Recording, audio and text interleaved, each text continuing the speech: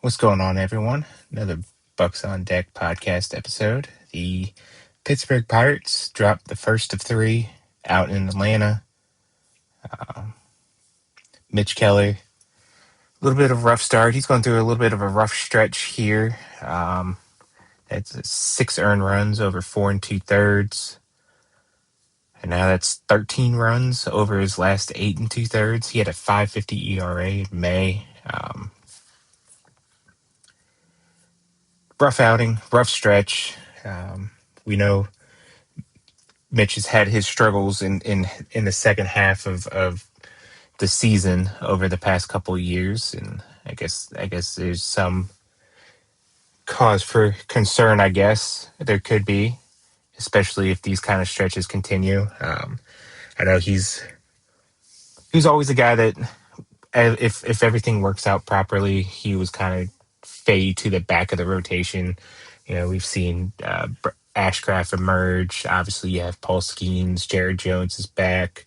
So probably at some point everyone back healthy, pitching well, and I mean this isn't even factoring in Bubba Chandler and his upside. I mean you're looking at Mitch as potentially being the fourth or fifth best starter on the staff, but his value comes from innings pitch, his ability as a workhorse. He reliable. He's going to be able to give you, especially with the bullpen's issue right now. The hope is that he could come in and pitch 5, 6, 7 innings and save the bullpen or give a direct line to the back of the bullpen, to the ones who maybe haven't been struggling as much. And Mitch hasn't completed 7 innings since May 1st against the Reds. He pitched 6 against the Blue Jays, only gave up 1 run, but it's been 6 earned runs, 4 earned runs, 7 earned runs, 6 earned runs. 4 of his last 5 starts, he's allowed 4 earned runs or more. He's logging innings. I mean, 34 innings and it's 34 in the third innings and 6 starts. Like I said, hasn't gone deep into games as maybe you would hope, especially the last 2 games. And the Pirates already have some question marks with the rotation as it is, and you're kind of blowing through your bulk guys, the guys that you're kind of counting on to give you multiple innings. You kind of set Majinski up to piggyback Jared Jones. I don't know. I can't imagine that's something that continues long term. That he's like the designated guy to pitch behind Jones, but you're definitely going to want to have someone that might be able to throw a couple innings here and there. Just kind of Braxton Stanscraft on the mound for this game on Saturday. He's like arguably been the best performing pitcher. Like I still think when it comes down to it, you take Paul Skeens as if you have to win a game type of guy. But I mean, Ashcraft has been fantastic this season, and he'll face Spencer Strider, which should be an interesting pitching matchup. I don't know if Strider isn't to what he was before, but it does look like he's starting to pitch better. All right. Time for a little bit of a rundown down through the minors. The AAA level, they win.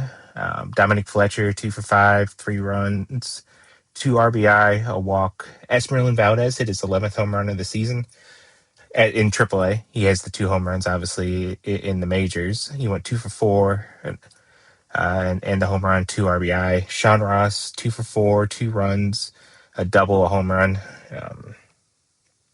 Kind of a fun guy in the system.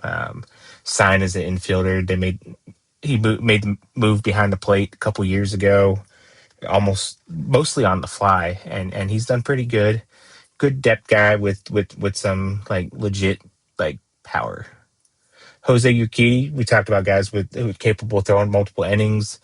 Pirates are kind of down to the last couple of options here, back in bullpen options, and I don't know. He's pitched well recently, but I'm still not sure if he's a guy that you're hoping you have to call on to pitch in the majors. Double A, they lose to. I still think it's funny that every minor league affiliate is on the road this week. The Pirates, even the Pirates too.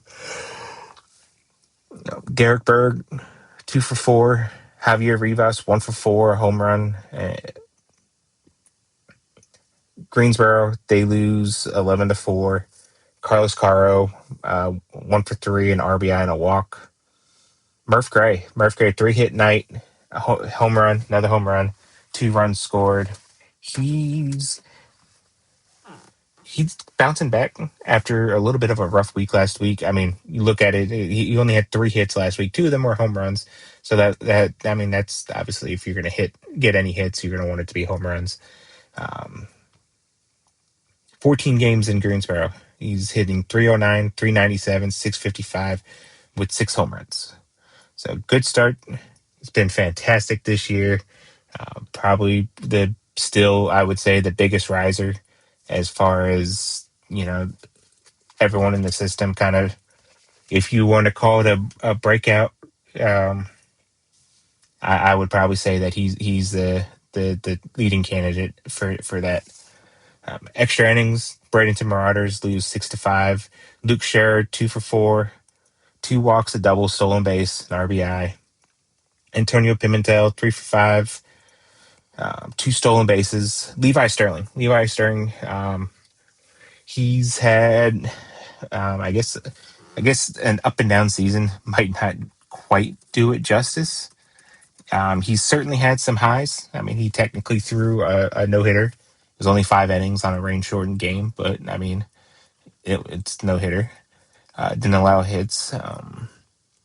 He struck out 9 over a 5 inning outing. He's had moments. He's definitely had moments. He was also lit up pretty well in the game that I was at. He gave up 7 earned runs over 4 1/3. That 2 start span, he gave up 12 runs over 9 1/3.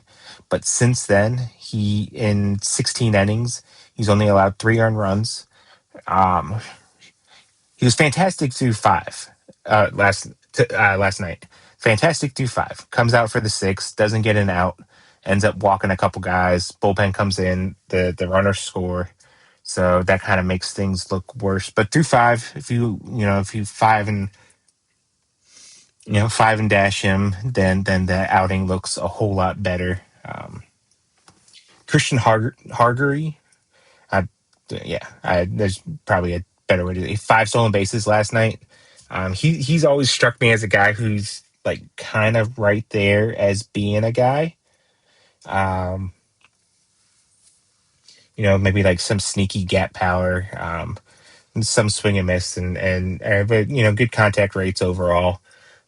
Just not quite someone who I feel like has taken that next step into being like an actual prospect. Down on the complex, the FCL Pirates, they lose 7-2 to the Orioles. Johan De Los Santos finishes 1 for 4 with an RBI and a stolen base. He's been fantastic to say. Go check out North Shore 9. I'll post the link. I'll update the article here with the link to it. Me and Jim Rosati talked about him this for our episode. Fun prospect, super exciting prospect. I just mentioned Murf Gray as like a potential breakout guy. I think if we were to choose another one that's on the path to that, I think Johan might be that guy. We saw Fangraphs absolutely loved him, had him pretty high on their system rankings. Gabriel Rodriguez, 1 for 3 with the stolen base. He's an interesting guy to kind of watch to see how things kind of progress. He missed a lot of last season. I was kind of surprised that they brought him stateside, at least to start the year. Good Tools was a guy that Baseball America kind of told to keep an eye out because like the power's starting to come and he's real good defensively. Down in the Dominican, both the Dominican teams win. Wilton Guerrero Jr., 1 for 4 with an RBI and a stolen base. Jefferson Lopez, 2 innings pitched, 3 strikeouts. Kind of showed some intriguing stuff there.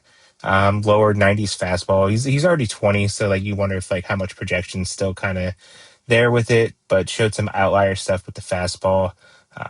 maybe just a kind of potentially a late bloomer, 6'2", 6'3" frame. So maybe got to keep an eye on. The other DSL team, Hanley Ramirez, 3 for 4. Again, not that Hanley Ramirez. 2 runs, a double, and a stolen base. Hector Perez, an inning and a third, 3 strikeouts. Some of this stuff is streamed now on YouTube, so we're getting a little bit better of it. Kind of get the feeling that like maybe not the midseason update, but maybe there'll be enough available to kind of watch throughout the season that our end of the year rankings, I may decide to include some of the Dominican players, which I think that would be fun. Another reason to subscribe to the site because, get more information on the guys that are all the way down there that there usually isn't as much information available. Be on the lookout later today. I'm doing kind of a check-in with the 2025 draft class. I talked about Murf Gray a little bit already, Seth Hernandez. That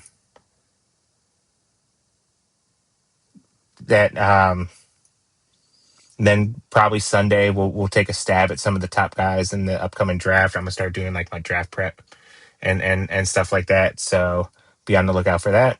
And outside of that, we'll catch you guys next time. Thanks for tuning in.